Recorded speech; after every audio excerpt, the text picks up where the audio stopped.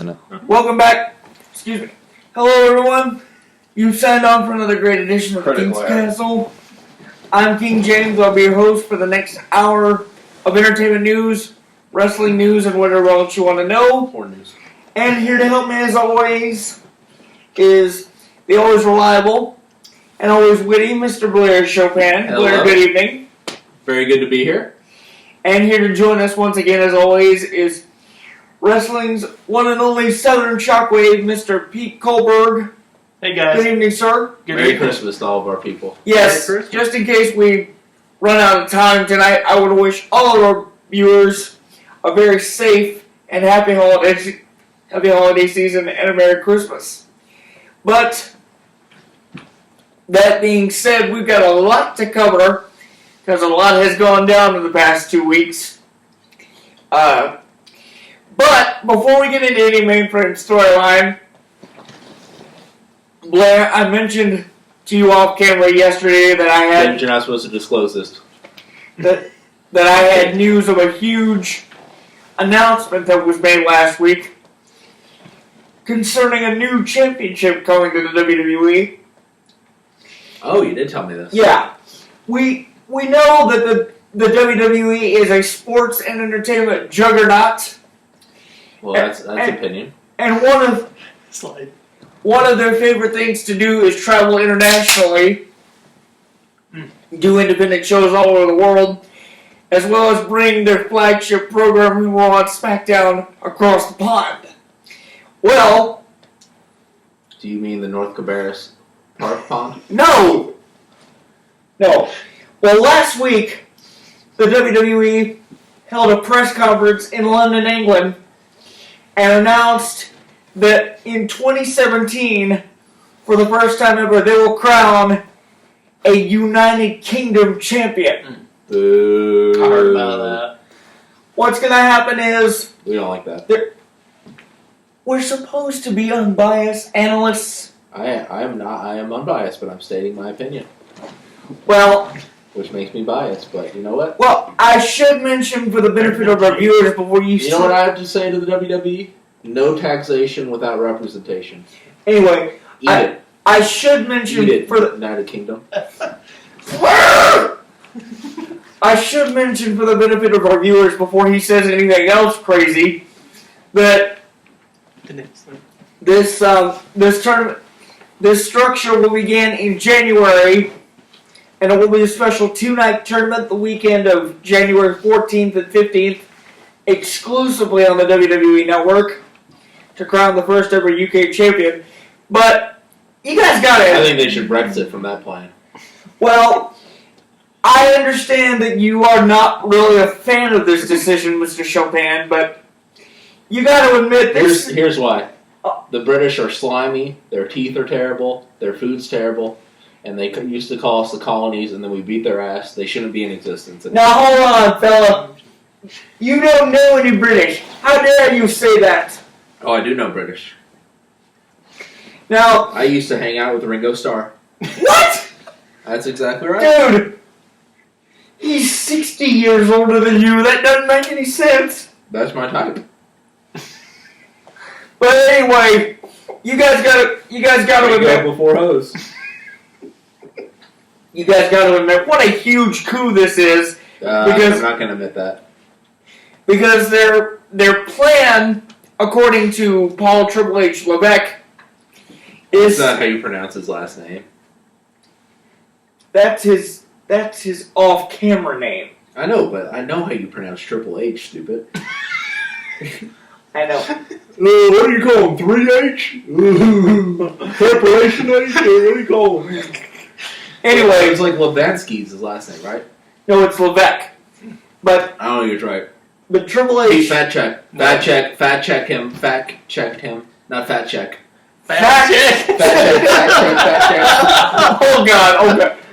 I told you it was a family show. No shenanigans tonight, please. It is the Christmas edition. You gotta. Anyway, Pete's got to clean it up over there. Triple H said that the plan is to build this brand so they can create a weekly show similar to what they did with the Cruiserweight Classic when they created 205 Live. But this time they want it to be filmed exclusively in London, which I think would be a huge coup for the business in a whole. And remember that little line you always say, Mr. Chauvin? Oh yeah, I know what it is. I called it! What'd you call? I told you that was his real name. Mm-hmm. I don't know if that's how you pronounce it though. Yeah, look at the spelling though. That kind of, well, eventually. We'll clear this up with Mr. Chauvin in a moment here, folks. Hold on. We'll clear it up now. What else do we have to do? Elevator music. See, that looks like Levesque to me, not Levick. It's Levesque. Oh, you might be right. That With might be the Q. Levesque. With the Q. Yeah, that's probably Levesque. You're right.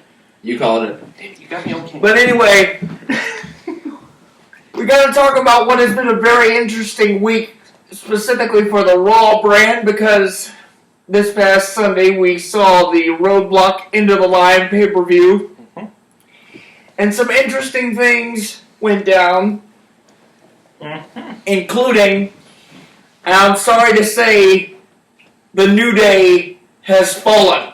Does New Day rock? Boo. So the streak is over. Yes.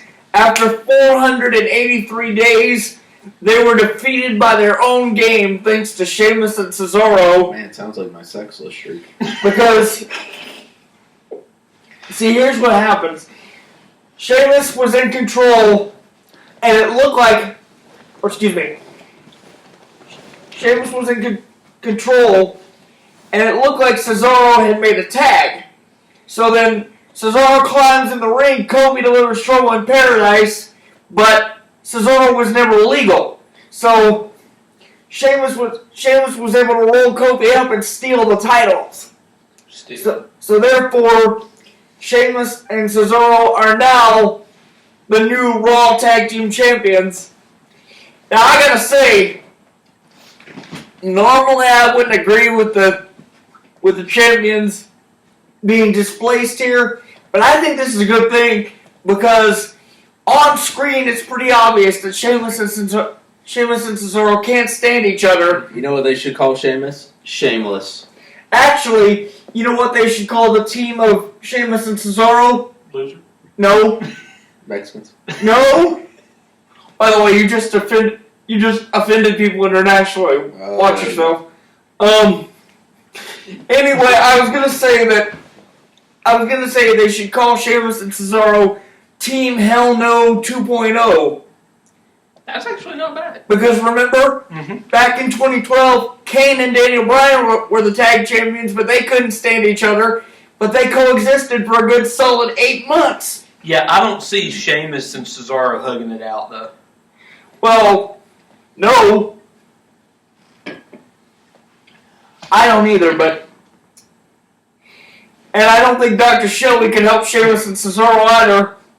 Because if that were the case, Dr. Shelby would be getting drugged with Sheamus after every session because they'd be having a pint, fella!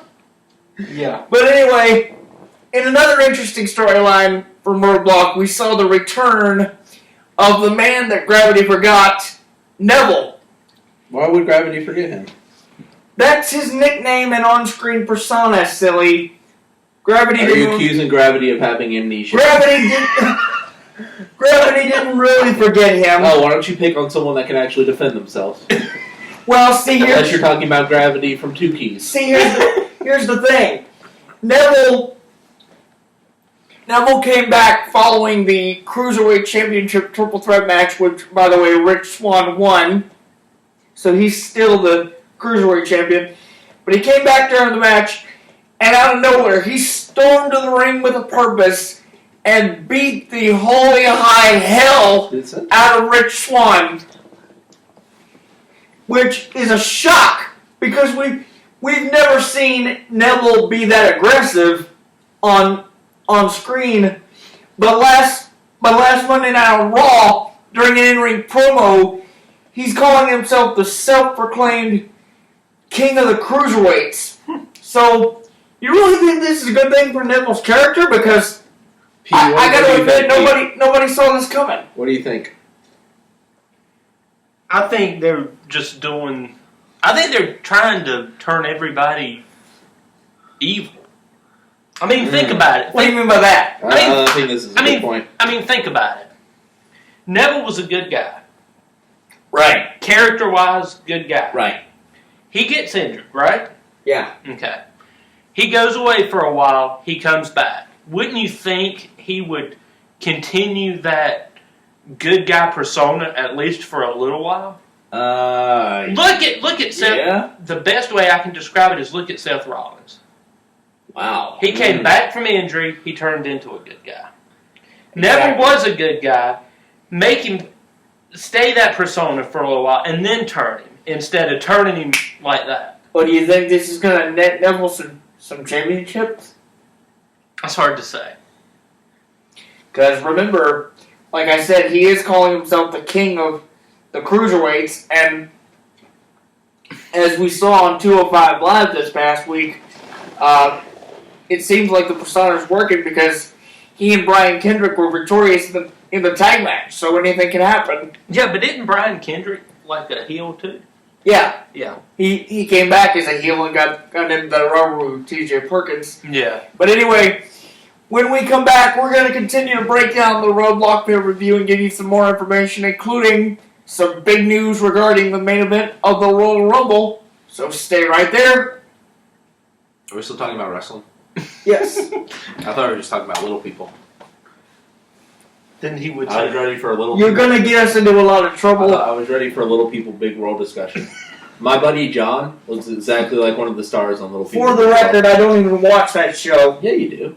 They have like 18 kids. No, I don't.